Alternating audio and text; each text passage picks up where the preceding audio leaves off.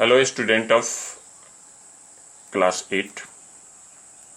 पिछले चैप्टर में हम लोगों ने स्क्वायर्स और स्क्वायर रूट्स के बारे में पढ़ा था। वो चैप्टर आपका फिनिश्ड हो गया। आज हम लोग एक नया चैप्टर स्टार्ट करने जा रहे हैं और उसमें है क्यूब्स एंड क्यूब रूट्स।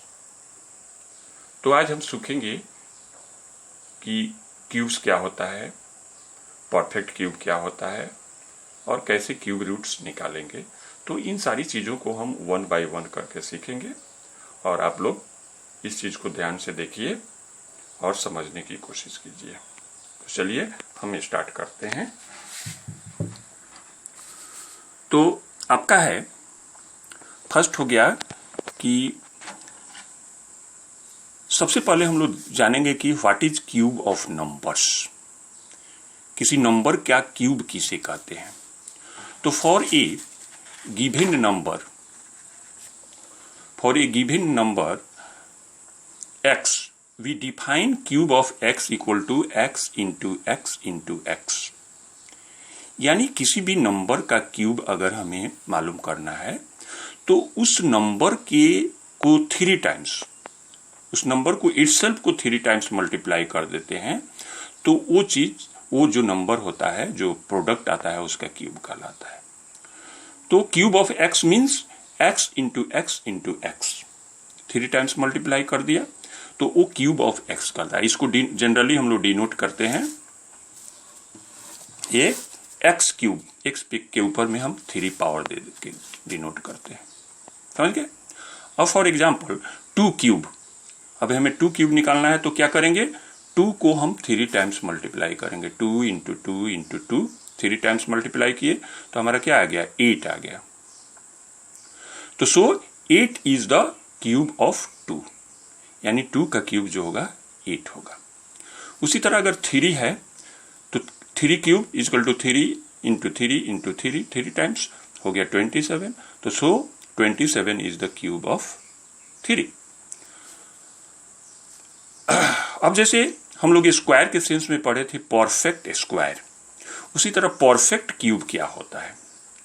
तो ये natural number is said to be a perfect cube if it can be expressed as the product of triplets of some equal number factors. यानी किसी नंबर को अब इक्वल फैक्टर्स के triplet में अगर उसको एक्सप्रेस किया जा रहा है तो वो नंबर कहलाता है परफेक्ट क्यूब। अगर कोई भी नंबर दिया हुआ है, उस नंबर को अगर हम प्राइम फैक्टराइजेशन करते हैं और उसको ट्रिपलेट्स ऑफ इक्वल फैक्टर्स में अगर उसको हम एक्सप्रेस कर सकें तो वो नंबर परफेक्ट क्यूब कहलाएगा, अदरवाइज वो परफेक्ट क्यूब नहीं होगा। अब जैसे इस तरह का आपका क्वेश्चन आ गया कि so that 189 is not a perfect cube. तो हम करेंगे क्या, 189 को हम प्राइम फैक्टराइजेशन करेंगे तो क्या आएगा, यहाँ पर हमने प्राइम फैक्टराइजेशन किया है, 3 से डिवाइड किया है 63, फिर 3 से 21, फिर 3 से 7। तो 189 को अगर हम प्राइम फैक्टराइजेशन के रूप में लिखते हैं तो 3 इंटू 3 इंटू 3 इंटू 7 कर दिए, हुआ। तो 3 इंटू 3 इंटू 7। तो यहां पे हम देख रहे हैं कि 3 टाइम्स इक्वल फैक्टर्स के ट्रिपलेट में आया, बट 7 का जो है इक्वल 3 इक्वल फैक्टर्स नहीं हुआ। तो इसका मतलब 7 is not triplet of equal factors.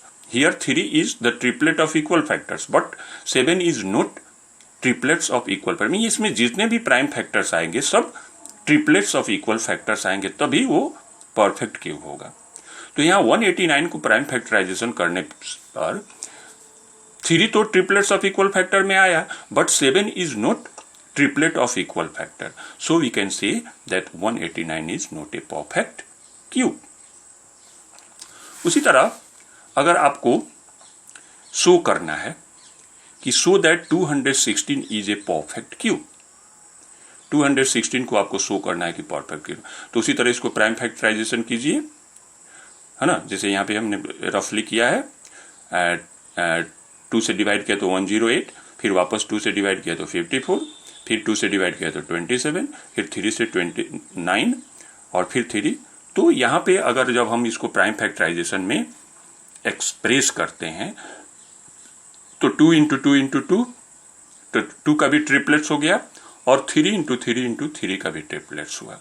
तो यहाँ देख रहे हैं कि both 2 and 3 are triplets of equal factors, equal factors के ट्रिपलेट में एक्सप्रेस हुए हैं। So we can say that 216 is a perfect cube. आई बात समझ में। अब एक तरह का क्वेश्चन आपको, दो तरह के क्वेश्चन पूछ सकते हैं इससे रिलेटेड। अब क्वेश्चन पूछेगा कि 189 तो परफेक्ट क्यूब नहीं है, तो what should be multiplied to 189 to make it perfect cube. Question को ध्यान से सुनिए। एक क्वेश्चन में इसी में चेंज करके पूछ देगा कि what number should be multiplied to 189 to make it perfect cube.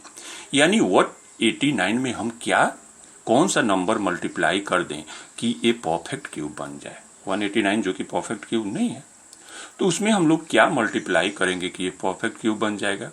तो अब यहाँ 189 का जो हमने प्राइम फैक्टराइजेशन किया है, तो आप देखिए यहाँ पे क्या आया है, 3 इंटू 3 इंटू 3 इंटू 3।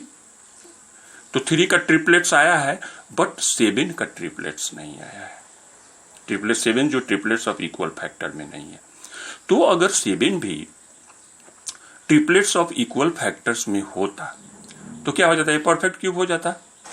तो इसके लिए अगर इसमें 7 इंटू 7 मल्टीप्लाई कर दिया जाए, यानी 7 इंटू 7 दैट मीन्स 49 अगर इसमें मल्टीप्लाई किया जाए, 49 और मल्टीप्लाई कर देंगे तो क्या हो जाएगा, ये ट्रिपलेट्स ऑफ 7 भी ट्रिपलेट्स ऑफ इक्वल फैक्टर हो जाएगा। तो that means if we multiply 49 into 189 then it will be perfect cube. तो हम लिख सकते हैं, इसको ऐसे लिख देंगे, तो यहां लिख देंगे 7 is not triplets of equal factors, तो so the number to be multiplied is equal to 7 into 7 that is 49। यानी 189 में 49 को मल्टीप्लाई कर देने से वो परफेक्ट क्यूब बन जाएगा। अब दूसरा क्वेश्चन भी इसी तरह का आ सकता है कि बाय व्हाट नंबर शुड, ये कोई भी नंबर दे सकता है, मैंने जस्ट कोई एग्जांपल दिया है कि 189 का, by what number should 189 be divided to make it perfect cube. इस तरह का क्वेश्चन आ सकता है। तो सबसे पहले हम क्या करेंगे, इसको जैसे प्राइम फैक्टराइजेशन किए हैं। अब इसमें देख रहे हैं कि 3 का जो है इक्वल फैक्टर्स है, ट्रिपलेट्स ऑफ इक्वल फैक्टर्स है, बट 7 नहीं है। तो अगर ये 7 इसमें नहीं होता, यहां ध्यान दीजिए, इसमें 7 नहीं होता तो क्या होता, 3 इंटू 3 इंटू 3 होता। तो यानी इक्वल फैक्टर्स ऑफ 3 होता और ये परफेक्ट क्यूब हो जाता। तो इस 7 को हटाने के लिए हमको क्या करना पड़ेगा, पूरे नंबर को 7 से डिवाइड कर देंगे तो 7 कट जाएगा, है ना।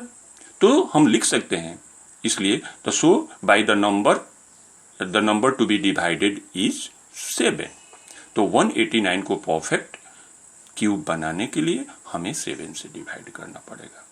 तो इस तरह दो तरीके के आपके क्वेश्चन पूछ सकते हैं। तो आप इससे जो रिलेटेड एक्सरसाइज है, जितना आप समझ चुके हैं उतना कीजिएगा। नेक्स्ट क्लास में हम लोग आगे की चर्चा करेंगे। Thank you all.